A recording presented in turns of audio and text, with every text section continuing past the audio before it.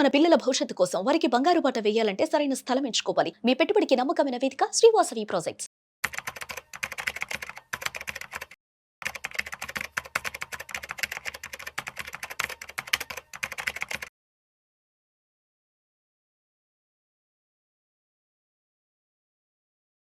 Hello everyone, welcome to Suman TV. This is anchor Lasya Reddy. Financial freedom ఒకప్పట్లో savings అన్నా, investment అన్నా, FD, లేకపోతే retirement అయిన తర్వాత ఆ రిటైర్మెంట్ వచ్చిన డబ్బులతో చక్కగా ఇల్లు కట్టేసుకున్నాం, అదే పెద్ద అచీవ్మెంట్ అనేసుకుంటున్నారు. కానీ ఇప్పుడు ట్రెండ్ మారిపోయింది. 30 బిలోనే ఇల్లు కొనేస్తున్నారు అండ్ 40 ఇయర్స్కి ఎర్లీ రిటైర్మెంట్ అంటున్నారు. ఇంత డిఫరెన్స్ ఎలా వచ్చింది అంటే only through financial management. But ఇందులో కూడా చాలామంది యంగ్స్టర్స్ తప్పులు చేస్తున్నారు. ఎస్పెషల్లీ మిడిల్ క్లాస్ వాళ్ళు ఎలాంటి తప్పులు చేస్తున్నారు అండ్ ఫినాన్స్ మనం ఎలా మేనేజ్ చేసుకుంటే we will become rich and wealthy అనేది చాలా క్లియర్గా ఈ పాడ్కాస్ట్లో ఎక్స్ప్లెయిన్ చేయడానికి వచ్చారు రేవంత్ చెల్లమల గారు, వెల్త్ మేనేజర్. నమస్కారం రేవంత్ గారు. నమస్తే. ఆఫ్టర్ లాంగ్ టైం ఎలా ఉన్నారు? All good, thank you. All good. అయితే ఇక్కడ పెళ్ళి అనేది ఒక రాంగ్ పార్ట్నర్ని చూస్ చేసుకుంటే మన ఫ్యూచర్ ఫినాన్షియల్ గ్రోత్ కానీ, ఫ్యామిలీ ఫినాన్షియల్ గ్రోత్ కానీ డిస్టర్బెన్స్ వచ్చే ఛాన్సెస్ ఉందా? 100% ఉంటుందండి. Basic wrong partner can be either husband or wife, anyone. నేను చూసిన వాళ్ళల్లో సమ్ టైమ్స్ వైఫే కొంచెం ఫార్వర్డ్ స్టెప్ తీసుకుంటారు, కొన్ని కేసెస్లో హస్బెండ్ ఫార్వర్డ్ స్టెప్ తీసుకుంటారు ఫైనాన్షియల్ డెసిషన్ మేకింగ్లో. బట్ కొన్ని కేసెస్లో ఎట్లా అవుతుంటుందంటే ఒక ప్రోగ్రెసివ్ డెసిషన్ని ఒక పార్ట్నర్ తీసుకుంటున్నప్పుడు ఇంకొక పార్ట్నర్ అడ్డుపడతారు కూడా parallelly. It is not about expenditure. మరి దుబారాగా ఖర్చు పెడుతున్నారు అని అంటే అది disaster case.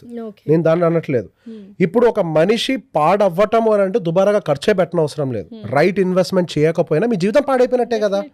It is done there. Growth ఉండదు కదా జీవితంలో. గ్రోత్ పక్కన పెట్టండి. మీరు మీ పిల్లల చదువుల్ని, వాళ్ళ భవిష్యత్తుని ఎట్లా ఎఫర్ట్ చేస్తారు if you can't invest in right way? సరైన పెట్టుబడి పెడితేనే కదా. దానికి సంబంధించి మీ పార్ట్నర్ మీకు సపోర్ట్ చేస్తారా లేదా అనేది వాళ్ళ మైండ్ సెట్ని మీరు అర్థం చేసుకోవడం అవసరం. వాళ్ళు గ్రోత్ మైండ్ సెట్లో ఉన్నారా, కన్జర్వేటివ్ మైండ్ సెట్లో ఉన్నారా? మోడర్న్ మైండ్ సెట్ వేరు, గ్రోత్ మైండ్ సెట్ వేరు, రెండు డిఫరెంట్ ఆస్పెక్ట్స్. గ్రోత్ మైండ్ సెట్లో ఉన్నారా లేదా అనేది అండర్స్టాండ్ చేసుకోవాలి. ఈవెన్ ఉమెన్ అయినా సరే, ఈ రోజు ఆ అబ్బాయి సంపాదించేటువంటి సంపాదన తక్కువే, ఎందుకంటే చిన్నపిల్లలు కదా, సంపాదన తక్కువే ఉంటుంది. మీ నాన్నలాగా ఆయన సంపాదిస్తాడు? ప్రాక్టికల్గా సాధ్యం కాదు. వాళ్ళ వయసుకి వీళ్ళ వయసుకి తేడా ఉంది.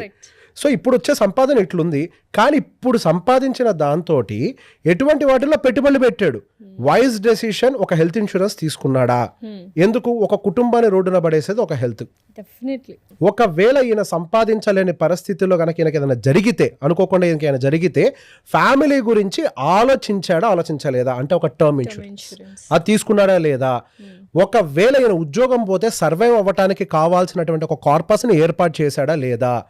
ఎప్పుడు ఆ ట్రెడిషనల్ కన్జర్వేటివ్ మైండ్ సెట్లో ఓన్లీ రియల్ ఎస్టేట్ వైపుగానే చూస్తున్నాడా, లేకపోతే ఎవాల్వ్ అవుతున్న మోడర్న్ ఇన్వెస్ట్మెంట్ ఇన్స్ట్రుమెంట్స్ వైపుగా కూడా చూసుకుంటూ అటువైపు కూడా ఇన్వెస్ట్మెంట్స్ని డైవర్సిఫై చేస్తున్నాడా లేదా? ఇవి మిడిల్ క్లాస్ వాళ్ళు కూడా కరెక్ట్ గా తీసుకోవాల్సిన జాగ్రత్తలు. యాక్చువల్ గా తీసుకోవాల్సిన మిడిల్ క్లాస్ వాళ్ళు. Investment plan.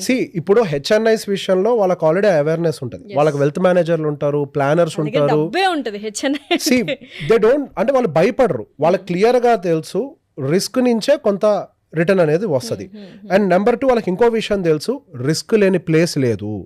మనకి రియల్ ఎస్టేట్లో రిస్క్ ఉంటుంది, ఎఫ్డీలో రిస్క్ ఉంటుంది, గోల్డ్లో రిస్క్ ఉంటుంది, మ్యూచువల్ ఫండ్స్లో రిస్క్ ఉంటుంది, అన్నిట్లో ఉంటుంది.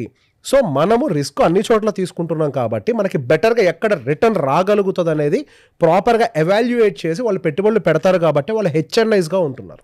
హై నెట్వర్త్ ఇండివిజువల్స్గా సర్వైవ్ అవ్వాలి అన్నా కానీ వాళ్ళ ఇన్వెస్ట్మెంట్స్ రైట్గా ఉండాలి. ఇన్వెస్ట్మెంట్ మైండ్ సెట్ అనేది మిడిల్ క్లాస్కి ఇంకెక్కువ అవసరం. హెచ్ఎన్ఐస్కి ఆల్రెడీ టీమ్ ఉంటుంది, they will manage. Health insurance, తర్వాత టర్మ్ ఇన్సూరెన్స్, నెక్స్ట్ ఇంకేమేం కావాలి? హెల్త్ అండ్ టర్మ్తో పాటుగా investments to survive in case in any bad situation. ఒక చిన్న ఎగ్జాంపుల్ చెప్తాను. ఒక మనిషికి యాక్సిడెంట్ అయింది, 1 year పాటు బెడ్ రెస్ట్. డెఫినెట్గా కంపెనీ శాలరీ మొత్తం అయితే పే చేయదు, బట్ ఎక్స్పెన్సెస్ మాత్రం అంతే ఉంటాయి. ఎట్లా సర్వైవ్ అవుతారు? అప్పుడు ఏం చేయాలి? ముందు మీరు ప్లాన్ చేసుకోవాలి. అంటే మనకి ఎంత డబ్బు అవసరం పడుతుంది. ఈ రోజు రాత్రి పడుకుంటే నేను పొద్దున్న నిద్ర లేగను అన్న ఉద్దేశంతో మన ప్లానింగ్ ఉండాలి. ఈ రోజు రాత్రి నేను బయటికి వెళ్ళిన తర్వాత తెల్లారు లెగిసి ఇంటికి వస్తానో రానో అన్న గ్యారంటీ కూడా లేదు అన్న మైండ్ సెట్ మనం ఎప్పుడైతే ప్రిపేర్ చేస్తామో అప్పుడు మనం ఫినాన్షియల్ డిసిప్లిన్ అనేది వస్తుంది. Exactly. And at the same time you have to intimate everything to your wife also. ఇప్పుడు చాలా మంది లైక్ అమ్మాయిలు అబ్బాయిలు ఈక్వల్గా సంపాదిస్తున్నారు wife and husband, but still ఎక్కువ శాతం హస్బెండ్స్ వర్క్ చేస్తున్నారు అండ్ వైఫ్స్ ఇంట్లో ఉన్నారు. అలాంటి టైంలో ఫినాన్షియల్ డిస్కషన్స్ కానీ లోన్స్ కానీ వాళ్ళు పెట్టిన ఇన్వెస్ట్మెంట్స్ కానీ ప్రతి ఒక్కటి వైఫ్కి షేర్ చేసుకోవాలా లేదా 100% with accuracy and honesty? Yes, అది ఎంతవరకు కరెక్ట్? మన రిజర్వ్ బ్యాంక్ దగ్గర కొన్ని లక్షల కోట్ల రూపాయలు అన్క్లైమ్డ్గా మిగిలిపోయాయని చెప్పి రీసెంట్గా ఆర్టికల్స్ వచ్చాయి. ఓ మై గాడ్, లక్షల కోట్ల రూపాయలు. రీజన్ ఏంటండి? నామినీని మెన్షన్ చేయలేదు, కనీసం ఫ్యామిలీకి వాళ్ళు పెట్టిన పెట్టుబడుల గురించి ఇన్ఫర్మేషన్ ఇవ్వలేదు. సో ఆర్బీఐ మొత్తుకుంటుంది బ్యాంక్స్కి చెప్పి ఐడెంటిఫై చేయండి, వాళ్ళు ఎక్కడున్నారో వెతకండి, we have to give that money back to their families. కొన్ని లక్షల కోట్ల రూపాయలు ఖాళీగా మిగిలిపోతున్నాయి. Over the period of time ఎవరు క్లెయిమ్ చేయకపోతే వాళ్ళు రిజర్వ్స్లో కలిపేసుకుంటారు వాటిని. బట్ చాలా టైం ఇస్తారు, ఒక 10-15 సంవత్సరాలు టైం ఇచ్చిన తర్వాత కలుపుకుంటారు. సి బేసిక్గా దీనికి ప్రాబ్లం ఏంటి, వాళ్ళు ఎక్కడ ఇన్ఫర్మేషన్ని పాస్ చేయకపోవటం. సి ఇప్పుడు అసలు నేను చెప్పేది ఏంటి అన్న ఒక ఉద్దేశంలో మీరు ఉన్నారు అని అంటే, and let me tell you are the most irresponsible person in this world. కొంతమంది హస్బెండ్స్ వాళ్ళ ఫినాన్షియల్ మ్యాటర్స్ ఏమి ఇన్వెస్ట్మెంట్స్ కానీ ఏమి వైఫ్తో షేర్ చేసుకోరు. ఇది చాలా తప్పు. They are the most irresponsible persons in this world. రాత్రికి రాత్రి నువ్వు నిద్ర లేకపోతే రేపొద్దటి నుంచి నీ భార్య పిల్లలు ఎలా సర్వైవ్ అవుతారు? రోడ్డు మీదకి వచ్చేస్తారు. నువ్వు తీసుకున్న టర్మ్ ఇన్సూరెన్స్ ఎవరికి తెలుసు? అది నువ్వు ఎవరికి చెప్పావు? అది ఎప్పుడైనా ప్లానింగ్ ఎలా ఉండాలంటే అండి, నేను ప్రతి క్లయింట్ దగ్గరకు వచ్చే వాళ్ళకి చెప్తాను, మీ ప్లాన్ ఎలా ఉండాలి అని అంటే, ఈ రోజు రాత్రి పడుకొని పొద్దున లేకపోతే ఏం చెయ్యాలి అన్న విషయాన్ని మీ భార్యకు మీరు ఎక్స్ప్లెయిన్ చేసి ఉండాలి. వాళ్ళు కమింగ్ టు ఫైనాన్షియల్ ప్లానింగ్ మీరు మీ వైఫ్తో పాటు కూర్చొని చేయించుకోవాలి ఎప్పుడైనా కానీ. మీరు ఏం చేస్తున్నారన్న విషయం ప్రతి ఒక్కటి వాళ్ళకి క్లారిటీ ఉండాలి. ఎక్కడ హెల్త్ ఇన్సూరెన్స్ ఉంది, ఎక్కడ టర్మ్ ఇన్సూరెన్స్ ఉంది, ఎక్కడెక్కడ మీ ఇన్వెస్ట్మెంట్స్ ఉన్నాయి, ఎంతెంత లోన్స్ ఎవరెవరికి పే చేయాలి, ఏ లోన్స్ ఆల్రెడీ ఇన్షూర్డ్, ఇవన్నీ విషయాలు మీరు మీ స్పౌస్కి కమ్యూనికేట్ చేసి ఉండాలి. రెండోది, ఆ డబ్బులు వచ్చిన తర్వాత ఆ డబ్బులు ఎలా ఆపరేట్ చేయాలో కూడా మీరు మీ స్పౌస్కి ఆల్రెడీ ఇంటిమేట్ చేసి ఉండాలి. సహజంగా ఒక ఎర్నింగ్ పర్సన్ చనిపోయిన తర్వాత అక్కడ ఉండేటువంటి స్పౌస్కి మైండ్ పనిచేయదు. ఒకసారి ఇంట్లో మగవాడు లేనప్పుడు సహజంగా చుట్టాల మీద ఎక్కువగా డిపెండ్ అవుతారు. చుట్టాల మీద డిపెండ్ అయినప్పుడు వాళ్ళు ఆ పొలంగోను పిల్లలకి అది మిగులుతుంది, ఈ ల్యాండ్ గోను, డబ్బులు పోగొట్టుకున్న వాళ్ళ కండిషన్స్ ఉన్నాయి, మోసం చేసి డబ్బులు ఎత్తుకెళ్ళిన రిలేటివ్స్ ఉన్నారు, లేదు అక్కడ ఇక్కడ పెట్టు అని చెప్పి మిస్గైడ్ చేసిన వాళ్ళు కూడా ఉన్నారు. ఇక్కడ వాళ్ళందరూ ఆలోచించే దాంట్లో ఒక చిన్న పొరపాటు, సరే వాళ్ళు చేసే తప్పు అని నేను చెప్పను, వాళ్ళకి తెలిసిన ప్రపంచంలో వాళ్ళు చెప్తున్నారు, ఆ పొలంగాను ఈ ల్యాండ్ గాను వచ్చిన టర్మ్ ఇన్సూరెన్స్ అవుతుందని చెప్తున్నారు కదా, మరి రేపటి నుంచి వాళ్ళకి తిండి ఎవరు పెడతారు? మరి దానికి ఒక ప్లాన్ ఉండాలి కదా. ఆ పిల్లలకు స్కూల్ ఫీజులు ఎవరు కడతారు? మరి దానికి ఒక ప్లాన్ ఉండాలి కదా. తండ్రి కూడా లేడు, ఇప్పుడు ఈ ల్యాండ్ ఉంటే రేపు వాడి పెళ్లికి ఈజీ అవుద్దని మాట్లాడుతున్నావి. అసలు ముందు వాడి పెళ్లి దాకా వెళ్ళాలంటే ముందు వాడు చదువుకోవాలి కదా, ముందు ప్రతిరోజు అన్నం తినాలి కదా. సో ఒకవేళ ఏమైనా జరిగితే ఎలా సర్వైవ్ అవ్వాలి అన్న దానికి కూడా ఒక ప్లాన్ మీ స్పౌస్కి మీరు ముందే పాస్ ఆన్ చేసి ఉండాలి. ఇక్కడిక్కడ ఒకవేళ హాస్పిటలైజ్ అయితే హెల్త్ ఇన్సూరెన్స్ ఇక్కడ ఉంది, అనుకోంది జరిగితే టర్మ్ ఇన్సూరెన్స్ ఇక్కడ ఉంది. ఆ టర్మ్ ఇన్సూరెన్స్ కనుక మెచ్యూర్ అయితే ఏదైనా జరిగి ఆ డబ్బుల్ని ఎలా వాడాలో ఆ ప్లాన్ ఇక్కడ ఉంది. ప్రతి ఒక్క దానికి మన దగ్గర ప్లానింగ్ ఉండాలి. Exactly, yes. నేచర్ ఏంటి అని అంటే మనం దేనికి ప్లాన్ చేసుకుంటాం అది జరగనీకుండా జాగ్రత్తగా చూసుకుంటది. మనం ప్లాన్ చేసుకుంటే మనం పోనీకుండా చూసుకుంటాం. ఇంత మంచిగా health insurance term insurance plan చేసుకొని వైఫ్ కి చెప్పకపోతే వాట్ ఇస్ ఈ మధ్య ఒక కుర్రాడికి ఏదో యాక్సిడెంట్ అయిందంట అండి, ఆల్మోస్ట్ బ్రెయిన్ ఆగిపోయింది, అసలు కోమాలోకి వెళ్ళాడు, ఆల్మోస్ట్ అసలు కోమాలోకి వెళ్ళిపోయాడు. చాలా చిన్న family, they don't have money. అసలు అడ్మిషన్కి 5 లక్షలు అడిగారు వాళ్ళు. అబ్బాయికి హెల్త్ ఇన్సూరెన్స్ ఉంది కానీ ఎవరికీ తెలియదు, వాళ్ళ పేరెంట్స్కి తెలియదు. డబ్బులు ఎట్లా అని చెప్పేసి పాపం కంగారు పడిపోతున్నారు. అదృష్టం బాగుంటే అబ్బాయి వాళ్ళ ఫ్రెండ్కి చెప్తే వాళ్ళ ఫ్రెండ్ వీళ్ళ పేరెంట్కి చెప్పాడు, అంటే పలానా హెల్త్ ఇన్సూరెన్స్ ఉంది అబ్బాయికి అని చెప్పి. అట్లీస్ట్ ఆ హెల్త్ ఇన్సూరెన్స్ తోటి ఆ అబ్బాయికి ట్రీట్మెంట్ చేయించుకునే ఇదిలో పడ్డారు. సో ఇన్ఫర్మేషన్ పాస్ ఆన్ చేయడం చాలా అవసరం, అదేం సీక్రెట్ గా దాచిపెట్టుకోవడానికి. ఇది చాలా మంచి అవేర్నెస్ వీడియో, యాక్చువల్ గా ప్రతి ఒక్కటి చెప్పాలి. ఎగ్జాక్ట్లీ, ప్రతి ఒక్క విషయం పేరెంట్స్ కానీ అట్లీస్ట్ ఫ్రెండ్స్ తో అన్న షేర్ చేసుకుంటే మన ఫినాన్షియల్ థింగ్ ఏంటి అనేది, మన ఫ్యూచర్ ఏంటి అనేది వాళ్ళు. కేవలం మన ఇన్సూరెన్స్లు ఏవే కాదు, ఆ ఇన్సూరెన్స్ చేయించిన అడ్వైజర్ ఎవరో తెలియాలి. ఇప్పుడు మీ ఫ్యామిలీ అడ్వైజర్ దగ్గర ఇన్సూరెన్స్ చేయించుకుంది, ఆ అడ్వైజర్ ఎవరో మీ పేరెంట్స్ కూడా తెలిసి ఉండాలి. కరెక్ట్. ఎందుకు ఒక ఫ్యామిలీకి రోడ్ యాక్సిడెంట్ జరిగితే ఎవరిని అప్రోచ్ అవుతారు? Only your advisor will take care from there. So ఎవరు అడ్వైజర్ చెప్తే ఒక పలానా హెల్త్ ఇన్సూరెన్స్ వీళ్ళకు ఉందని తీసుకొచ్చి వాళ్ళకి ఇస్తాడు at least. So communication is very important. And financial అడ్వైజర్ని పెట్టుకోవడం అనేది కూడా వెరీ మస్ట్ అండ్ షుడ్. ఇది అంటే డబ్బులు ఇవ్వడానికి బాధపడుతూ ఉంటారు, నేనే మేనేజ్ చేసుకుంటాను. So here comes the role of financial advisor. ప్రాక్టికల్గా మీ డబ్బుల మీద మీకు ప్రేమ ఉంటుంది కానీ మాకెందుకు ప్రేమ ఉంటుందండి? మాకు లాజిక్ మాత్రమే ఉంటుంది. అంతే. లాజికల్గా ఇది ఎట్లా చేస్తే బెటర్ అవుతుంది అన్నది ఆలోచిస్తాం కానీ అరే ఇది నా డబ్బు అన్న ప్రేమ నాకు ఉండదు కదా. ఇది కాదు కాబట్టి మీకుండదు. డాక్టర్ సొంతంగా వైద్యం చేసుకుంటాడా? యూజువల్గా డాక్టర్ ఫ్యామిలీ మెంబర్స్ కూడా చెయ్యరు because shivering emotion. Yes. End of the day ప్రతి ఒక్క దానికి ఒక అడ్వైజర్ ఉంటాడు, ఒక డాక్టర్ ఉంటాడు. సో ఎవరి పని వాళ్ళు చేసుకుంటూ వెళ్ళాలి. ఎమోషన్స్ లేకుండా దాన్ని ఎట్లా ఆర్గనైజ్డ్గా రన్ చేయాలి అనేది అది వాళ్ళ పని, అది వాళ్ళు చూసుకుంటారు. That is the place where advisor comes in. ఇక్కడ ఒక చిన్న అడ్వైజర్ టాపిక్ వచ్చింది కాబట్టి మాట్లాడతాం. వెస్టర్న్ కంట్రీస్లో ఎడ్యుకేషన్ ఎక్కువ చదువుకున్న వాళ్ళు. వెస్టర్న్ కంట్రీస్లోనే అడ్వైజర్ కల్చర్ కూడా ఎక్కువ. మరి వాళ్ళంతా చదువుకున్నారు కదా, వాళ్ళకి ఎందుకు అడ్వైజర్లు అంటే అసలు చదువున్నోడికే తెలుస్తుంది అడ్వైజర్ విలువ ఏంటో. అన్ని పనులు నాయి కాదు అని. ఏమీ తెలియనప్పుడు అన్ని నాకు తెలుసు అనుకుంటాం. మనకి ఏమీ తెలియనప్పుడు అన్ని మనకు తెలుసు అని అనుకుంటాం. మనకు అన్ని తెలిసినప్పుడు అది మన పని కాదని తెలుసుకుంటాం. సో ఇక్కడ ఇండియాలో ఏమైపోతుందంటే చాలా మంది చాలా రకాలుగా డబ్బులు సంపాదిస్తున్నారు, ఇన్కమ్ సోర్స్ ఎక్కువ ఉంది, కానీ రైట్ వేలో ఇన్వెస్ట్ చేయట్లేదు. ఇన్వెస్ట్మెంట్ అంటే కళ్ళు మూసుకొని కమర్షియల్ రియల్ ఎస్టేట్. ఇండియాలో savings ratio world average savings ratio కంటే ఎక్కువ. చాలా ఎక్కువ డబ్బులు దాచిపెడతారు ఇండియాలో. ఇండియన్ ఉమెన్ దగ్గర ఉన్న గోల్డ్ ప్రపంచ బ్యాంకులు అందరు గోల్డ్తో కలిపినా కానీ మన ఇండియన్ ఉమెన్ దగ్గర ఉండే గోల్డ్ ఎక్కువ. అవునా? ఎస్. ప్రపంచ బ్యాంకులతో కంపేర్ చేస్తే, ఒక బ్యాంకు కాదు, ప్రపంచ బ్యాంకులతో కంపేర్ చేసిన ఇండియన్ ఉమెన్ దగ్గర ఉండే గోల్డ్ ఎక్కువ. వాళ్ళు ఎంత మంచిగా ఇన్వెస్ట్ చేయొచ్చు కదా, అంత గోల్డ్ చేయట్లేదు. అయినా అంతున్నా కానీ మన ఇండియా పేద దేశమే. సేవింగ్స్ రేషియో ఎక్కువ అయినా కానీ మన భారతదేశం పేద దేశమే. ఉండాల్సిన సేవింగ్స్ కాదు, ఇన్వెస్ట్మెంట్. ఎగ్జాక్ట్లీ. తీసుకెళ్ళి ఆ 10 రూపాయలు తీసుకొని వెళ్ళి నేను భూమిలో పెడతాను అని అంటే ఆ భూమి మా అవసరాన్ని తీర్చదు. ఇప్పుడు real estate is not bad. I'm a very big fan of real estate. ఇక్కడ మనం ఇన్వెస్ట్మెంట్స్ ఎలా ఎవాల్వ్ అయ్యో ఒకసారి అర్థం చేసుకోవాలి. గతంలో మనకి అగ్రికల్చరల్ ల్యాండ్ ట్రాన్సాక్షన్స్ కూడా లేవు. తర్వాత అగ్రికల్చరల్ ల్యాండ్ ట్రాన్సాక్షన్స్ వచ్చాయి. ఆ తర్వాత మనకి ప్లాటింగ్ వచ్చింది, తర్వాత ఫ్లాట్స్ వచ్చాయి, తర్వాత మనకి ఫ్రాక్షనల్ ఓనర్షిప్, మాల్లో చిన్న చిన్న భాగాలు కొనుక్కునే ఫ్రాక్షనల్ స్క్వేర్ ఫీట్స్ అన్ని ఇది కూడా వచ్చింది. రియల్ ఎస్టేట్ లోనే ఎంత ఎవాల్వ్మెంట్ జరిగింది. ఎందుకు ఇంత ఎవాల్వ్మెంట్? గతంలో ఎప్పుడైనా ఎవరైనా వచ్చి బంజారా హిల్స్ లో భూమి కొనమంటే మన తాతలు కొన్నారా? ఎందుకు? అది పనికిమాలిన భూమి, అక్కడ కనీసం గడ్డి పూచ కూడా మొలవదని చెప్పేసి అన్నారు.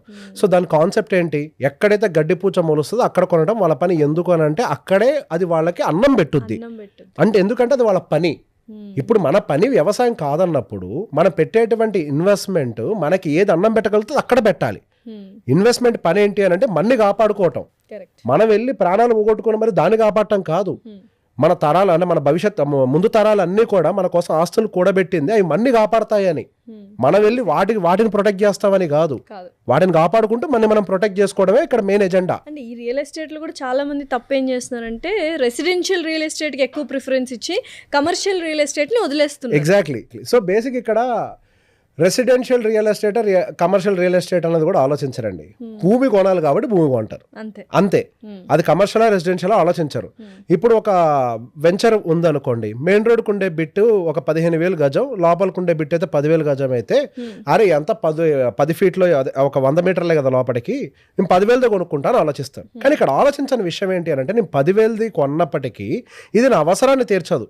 అక్కడ 15,000 కొంటే నాకు 100 గజాలు వస్తుంది, ఇక్కడ 10,000 కంటే నాకు 150 గజాలు వస్తుంది. ఇక్కడ గజాలు కూడా ఎక్కువ వస్తుంది కానీ ఆలోచిస్తారు. అక్కడ 100 గజాలు వచ్చినా అది రెంట్ ఇస్తుంది అన్న విషయం మర్చిపోతారు. ఇక్కడ మీకు ఎన్ని గజాలు ఉన్నా కానీ మీకు నెలకి ఇన్ని డబ్బులు ఇంటికి తీసుకొచ్చి పెట్టేదే అయ్యి ఉండాలి. Cash flow is the real king. ఎవరి దగ్గర అయితే క్యాష్ ఫ్లో ఉంటుందో వాళ్ళ జీవితంలో సమస్యలను ఎదుర్కోరు. నిరంతరం క్యాష్ అనేది ఫ్లో అవుతూ ఉండాలి. ఒక దగ్గరికి స్ట్రక్ అయిపోయి ఉంటే పాకుడు పడుతుంది, నీళ్ళైనా రొటేట్ అవుతూ ఉండాలి. ఎగ్జాక్ట్లీ. మనం ఎంతసేపటికి చీపర్ ప్రైస్ వస్తుంది అక్కడైతే ఎక్కువ గజాలు వస్తుందని మైండ్ సెట్లో ఆలోచిస్తాం, కానీ తక్కువ గజాలు వచ్చినా కానీ మనకి ఇక్కడ ఎక్కువ రెంట్ వస్తుందన్న విషయం ఆలోచించాం. ఊర్లో ఒక ఎకరం ఉంది, దాని విలువ 1 కోటి రూపాయలు అనుకోండి, లేదా 2 కోట్లు అనుకోండి. దాని నుంచి వచ్చే కవులు మాత్రం సంవత్సరానికి 20,000 ఉంటుంది.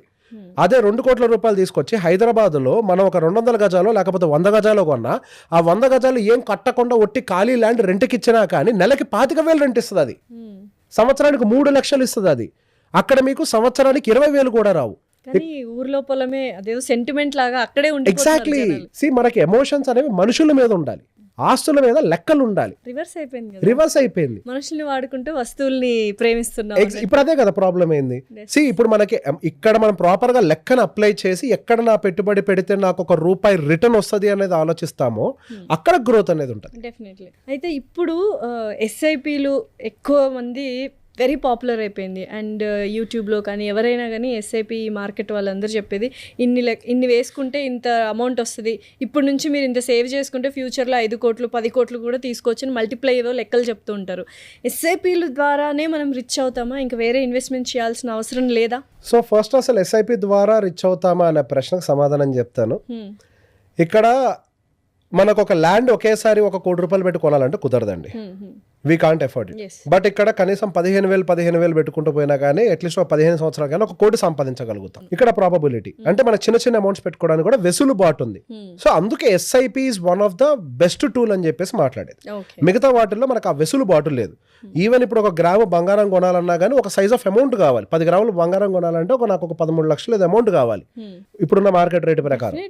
అంత రేట్ బంగారం పెరిగిపోయింది, అంత కావాలి. కానీ ఇక్కడ నాకు అంత అవసరం లేదు కదా, నేను 15,000 ఉన్నా కొనుక్కోగలుగుతాను. సో బేసిక్ ఇక్కడ కన్వీనియన్స్. కానీ ఇక్కడ పాయింట్ ఏంటంటే నిజంగా ₹1,00,00,000 నిజంగా సంపాదించేంత ఓపిక ఎంతమందికి ఉంది? ఇక్కడ మ్యూచువల్ ఫండ్స్ కోట్లు సృష్టించగలుగుతుంది అన్న మాట నిజమే. సాడ్ రియాలిటీ ఏంటి అని అంటే మ్యూచువల్ ఫండ్ ఇండస్ట్రీ బయట పెట్టిన డేటా ఏంటి అని అంటే అది నిజంగా కోట్లు సంపాదించే అంత టైం ఇన్వెస్టర్లు ఇవ్వట్లేదు అని. ఓకే, అంటే అంత కన్సిస్టెంట్ గా వీళ్ళకి రావాలిగా లెక్కలు. వీళ్ళు ఉండట్లేదు. ఓకే, వీళ్ళు ఉండట్లేదు పెట్టుబడులు పెట్టి. రీజన్ ఏంటి? మెంటల్ స్టెబిలిటీ లేక. ఇక్కడ ప్రతి దానికి ఒక గైడ్ అవసరం అంటానికి రీజన్ అదే. ఇప్పుడు మీకు అంతటా మీరే యూట్యూబ్ చూసి చదువుకోండి అని చెప్తే మీరు 10th క్లాస్ పాస్ అవుతారా? ఇంపాసిబుల్ కదా.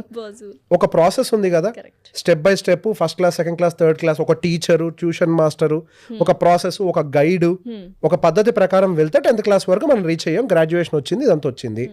మరి ఫైనాన్షియల్ జర్నీ చేయాలి అని అంటే మిమ్మల్ని నడిపించేది, గైడ్ చేసేది ఎవరు? ఇక్కడే అసలు రోల్ అనేది మళ్ళీ ఫైనాన్షియల్ అడ్వైజర్ది యాడ్ అవుతుంది. ఎవరు ఎందుకు రీచ్ కాలేకపోతున్నారు అని అంటే మీకు మెంటల్ స్టెబిలిటీ అందులో ఉండక, ఏ చిన్న అవసరం వచ్చినా, నేను అబ్జర్వ్ చేసిన ప్యాటర్న్, పెద్ద ఇన్వెస్ట్మెంట్స్ పెట్టేవాళ్ళు డబ్బులు అంత తీసుకు బయటికి తీయరు. చిన్న ఇన్వెస్ట్మెంట్స్ పెట్టేవాళ్ళు, యాక్చువల్గా నేను ఈ ఫీల్డ్లోకి వచ్చినప్పుడు నేను అనుకున్నాను ఎక్కువ చిన్న ఇన్వెస్టర్స్కే హెల్ప్ చేయాలి అని. ఒక టైంకి వచ్చిన తర్వాత నాకు క్లారిటీ వచ్చింది అసలు చిన్న ఇన్వెస్టర్ నేను తీసుకోకూడదు అని. వాళ్ళు అసలు స్టేబుల్గా ఉండరు. ఏ చిన్న అవసరం వచ్చినా కానీ తీసేస్తారు, వెంటనే రిడిమ్షన్ వాడతారు.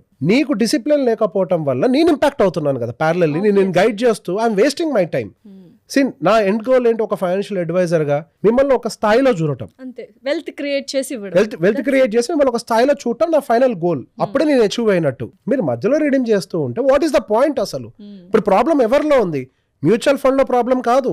మ్యూచువల్ ఫండ్స్ నిజంగానే కొన్ని కోట్ల రూపాయల సంపదను సృష్టించాయి. కానీ ఆ సంపదను తీసుకునేంత టైము, ధైర్యం ఎవరికి ఉంది? ధైర్యం కూడా ఉండదు కనీసం. సో బేసిక్ ఇక్కడ పేషెన్స్ అనేది చాలా అవసరం. నేను ఒక కేస్ ఎగ్జాంపుల్ చెప్తాను. 43 సంవత్సరాలకే ఒక క్లయింట్ ఫైనాన్షియల్ ఫ్రీడమ్ని అనౌన్స్ చేశాడు. ఆయన దాదాపుగా 3 నుంచి 4 కోట్ల రూపాయల కార్పస్ని ఆయన శాలరీలోంచే అక్యుములేట్ చేశాడు. ఏది అమ్మి కాదు, శాలరీలో నుంచే. నేను అడిగాను, నాకు డౌట్ వచ్చింది. ఆయన దగ్గరకు వచ్చిన తర్వాత నేను అడిగాను, సార్ అసలు ఇంత డబ్బులు మీరు ఎట్లా, హౌ ఈస్ దట్ పాసిబుల్ అని, అట్లా ఎట్లా చేయగలిగారు, ఇన్ని సంవత్సరాల పాటు స్టేబుల్గా ఎట్లున్నారు అని. అసలు నేను ఒక్కడే ఉన్నాను, ఎవరు చెప్పారు సార్? నాకు నా అడ్వైజర్ ఉన్నాడు. నాకు భయం వేసినప్పుడల్లా ఫోన్ చేసేవాడిని, సార్ మార్కెట్ పడిపోతుంది ఏంటి సార్ అంటే, ఏం కాదు సార్, మీరు ప్రశాంతంగా కూర్చొని, మార్కెట్ పడుతుంది, లెగుస్తుంది, మళ్ళీ లెగుస్తుంది, మీరు ఏం కంగారు పడద్దు, మార్కెట్ అనేది పైకి లేచి పరిగెట్టాల్సిందే. మార్కెట్ లెగట్లేదు అని అంటే మీ ఉద్యోగాలు కూడా ఉండవు. ఆబ్వియస్లీ మార్కెట్ ఎప్పుడు పైకి వెళ్ళాల్సిందే. బేసిక్ థింగ్ ని మర్చిపోయి కంగారు, మార్కెట్ డౌన్ అయినప్పుడు స్టెబిలిటీ కోల్పోయి ఎమోషన్ గా ఇదొక కేసు. ఏది మీరు మార్కెట్ ఎమోషనల్ ఇండిసిప్లిన్. ఇంకొకటి ఏంటి, మీ ఎదురింటోడు కారు కొంటాడు, మీకు ఒక కారు ఉంది, మీ ఎదురింటోడు కొంచెం పెద్ద కారు కొంటాడు. వాడి ఫేస్ లో ఆనందం మీకు పడదు, మీరు తట్టుకోలేరు వాడు ఆనందంగా ఉంటే. లేదా వాళ్ళలాగే ఉండాలి అని కంపారిజన్, ఏదో కంపారిజన్. అంతే. వెళ్ళి అడ్వైజర్ని అడుగుతాడు, సార్ నేను రిడీమ్ చేయాలి సార్, అర్జెంట్ పెద్ద కారు కొనాలి, వాడి ఆనందాన్ని తట్టుకోలేకపోతున్నాను అంటారు. ఇక్కడ ఒక మాట, మీరేమో మీ అమ్మాయి ఎడ్యుకేషన్ కోసం డబ్బులు దాచిపెట్టారు. మీరు ఇప్పుడు తీసి ఆ కారు కొనేస్తే మీ అమ్మాయి ఎడ్యుకేషన్కి డబ్బులు ఎక్కడున్నాయి సార్? ఇంకా ఈ మాట చెప్పి అట్లీస్ట్ మీ అడ్వైజర్ ఆపుతాడు. ఇక్కడ అడ్వైజర్, నేను చెప్పిన దాకా మాట అదే, అడ్వైజర్కి ఎమోషన్ ఉండదు మీ సిచ్యువేషన్స్లో. మీకు ఈగో వస్తే అడ్వైజర్కి ఎందుకు ఈగో వస్తుంది? మీకు బాధ అనిపిస్తే అడ్వైజర్కి ఎందుకు బాధ అనిపిస్తుంది? అడ్వైజర్కి ఒకటే విషయం తెలుసు, ఫైనాన్షియల్గా మీ సిచ్యువేషన్స్ బెటర్గా ఉండే విధంగా ఏ నిర్ణయాలు తీసుకోవాలి, అదొక్కటే తెలుసు. దట్ ఈస్ ద రీజన్ ప్రతి ఒక్క మనిషికి గురువు ఉండాలి. రాముడికే గురువు ఉన్నాడండి. మనం ఎంత. Thank you so much Revanth garu. It's an eye opening podcast యాక్చువల్గా. ఫినాన్షియల్గా ఫ్రీడమ్ ఉండాలి అండ్ ఫినాన్షియల్ డిసిప్లిన్ ఉండాలి అని చాలామందికి ఫుల్ పాడ్కాస్ట్ చూస్తే డెఫినెట్లీ అర్థమవుతుంది. థ్యాంక్స్ ఫర్ కమింగ్ అండి. Most welcome.